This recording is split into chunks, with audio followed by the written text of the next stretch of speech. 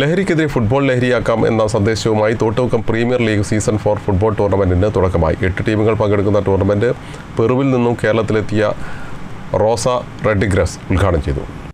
തോട്ടുമുക്കത്തെയും പരിസര പ്രദേശങ്ങളിലെയും വളർന്നു വരുന്ന തലമുറയെ ഫുട്ബോൾ മത്സരത്തിലൂടെ ആരോഗ്യകരമായ ജീവിതശൈലി പ്രോത്സാഹിപ്പിക്കുക, ദോഷകരമായ പ്രവണതകളിൽ നിന്ന് അകറ്റി നിർത്തുക, ലഹരി വസ്തുക്കളുടെ ഉപയോഗ സാധ്യത കുറയ്ക്കുക എന്നീ ലക്ഷ്യങ്ങളോടെയാണ് Thottumukkam arts and sports club 4 ദിവസങ്ങളിലായി തോട്ടുമുക്കം പ്രീമിയർ ലീഗ് സീസൺ 4 തുടക്കമിട്ടത്. പള്ളിക്കമാലിയിൽ പൗലോസ് മിനി സ്റ്റേഡിയത്തിലാണ് ടൂർണമെൻറ്റിന് തുടക്കമായത്.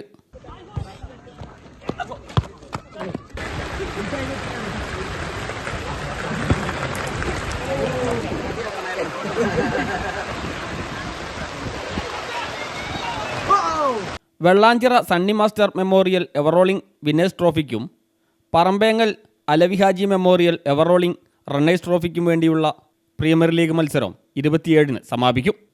മത്സരത്തിൻ്റെ ആദ്യ ദിനത്തിൽ പെറുവിൽ നിന്നും കേരളത്തിൻ്റെ മണവാട്ടിയായി എത്തിയ റോസ റോഡിഗ്രസ് കളിക്കാരുമായി പരിചയപ്പെട്ട് ഉദ്ഘാടനം നിർവഹിച്ചു.